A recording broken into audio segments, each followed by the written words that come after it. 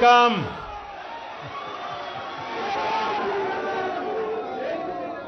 आप सभी को पोंगल के पर्व की अनेक अनेक शुभकामनाएं।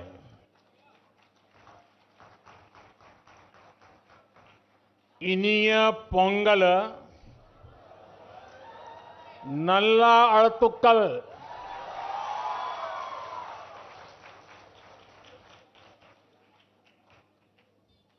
पोंगल के पवित्र दिन तमिलनाडु के हर घर से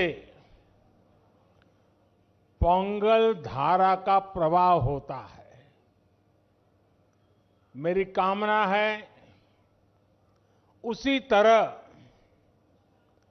आपके जीवन में भी सुख, समृद्धि और संतोष की धारा का प्रवाह निरंतर होता रहे।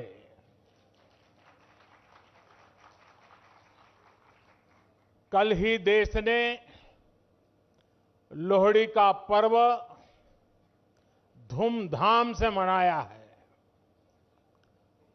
कुछ लोग आज मकर संक्रमण उत्तरायण मना रहे हैं, कुछ लोग शायद कल मनाएंगे।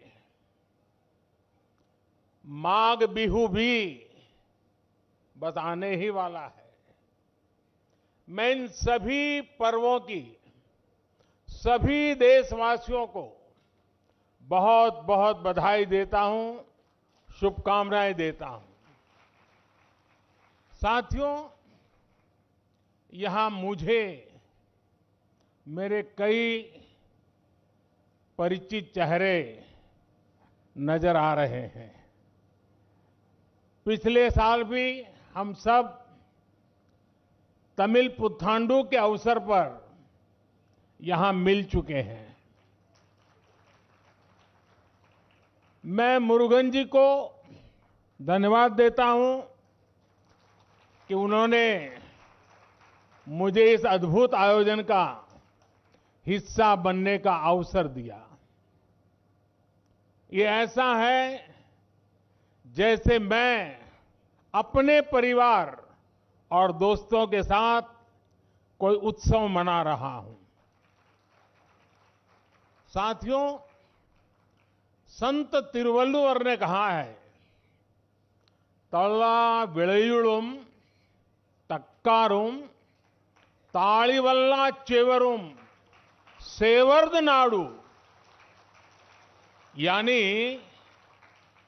अच्छी फसल, पढ़े लिखे व्यक्ति और ईमानदार व्यापारी, ये तीनों मिलकर राष्ट्र निर्माण करते हैं। तिरुवल्लुवर जी ने पॉलिटिशियन का उल्लेख नहीं किया है। ये हम सबको संदेश है। पोंगल पर्व में ताजी फसल को भगवान के चरणों में समर्पित करने की परंपरा है। इस पूरी उत्सव परंपरा के केंद्र में हमारे अन्नदाता, हमारे किसान है। और वैसे भी भारत का हर त्योहार किसी न किसी रूप में गांव से, किसानी से, फसल से जुड़ा हुआ होता है। मुझे याद है पिछली बार हमने इस बारे में भी चर्चा की थी कि कैसे हमारे मिलेट्स या श्री अन्न तमिल संस्कृति से जुड़े हुए हैं। मुझे खुशी है कि सुपर फूड को लेकर देश में और दुनिया में एक नई जागृति आई है। हमारे बहुत सारे नौजवान मिलेट्स, श्री अन्न को लेकर नए स्टार्टअप शुरू कर रहे हैं और ये स्टार्टअप्स आज बहुत पॉपुलर हो रहे हैं। श्री अन्न के उत्पादन से हमारे देश के 3 करोड़ से अधिक छोटे किसान जुड़े हुए हैं। हम श्री अन्न को प्रमोट करते हैं तो सीधे सीधे ये 3 करोड़ किसानों का भला होता है। साथियों, पोंगल के अवसर पर तमिल महिलाएं अपने घर के बाहर कोलम बनाती है। सबसे पहले वो आटे का इस्तेमाल करके जमीन पर कई डॉट्स बनाती है और एक बार जब सारे डॉट्स बन जाते हैं तो हर एक का एक अलग महत्व होता है। ये तस्वीर ही मन लुभाने वाली होती है, लेकिन कोलम का असली रूप तब और वैभवशाली हो जाता है जब ये सभी डॉट्स मिला दिए जाते हैं और बड़ी कलाकृति बनाकर इसमें रंग भरा जाता है। हमारा देश और उसकी विविधता भी कोलम के जैसी है। जब देश का कोना कोना एक दूसरे से भावात्मक रूप से जुड़ता है तो हमारी शक्ति एक अलग रूप दिखाती है।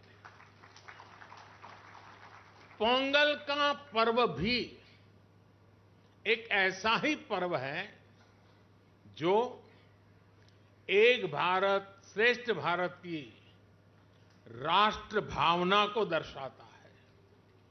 बीते समय में काशी तमिल संगमम और सौराष्ट्र तमिल संगमम अत्यंत महत्वपूर्ण परंपरा शुरू हुई है और उसमें भी ये भाव प्रकट होता है, ये भावना दिखती है। इन सभी आयोजनों में बहुत बड़ी संख्या में हमारे तमिल भाई बहन उत्साह से हिस्सा लेते हैं। साथियों, एकता की यही भावना 2047 तक विकसित भारत के निर्माण की सबसे बड़ी शक्ति है, सबसे बड़ी पूंजी है। आपको याद होगा, लाल किले से मैंने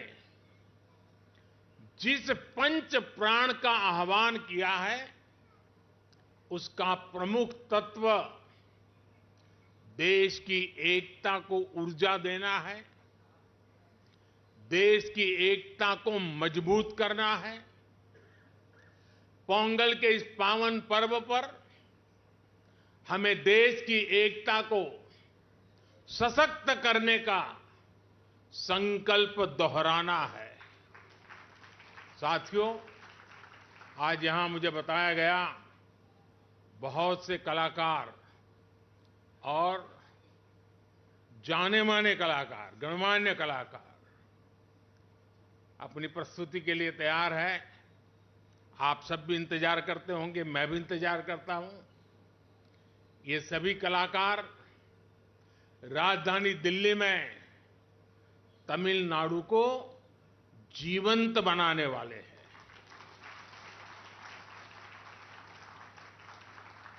कुछ पल हमें तमिल जीने का मौका मिलेगा, ये भी एक सौभाग्य होता है। मेरे इन सभी कलाकारों भी अनेक अनेक शुभकामनाएं हैं। मैं फिर एक बार मुरुगन जी का धन्यवाद करता हूं। वणक्कम।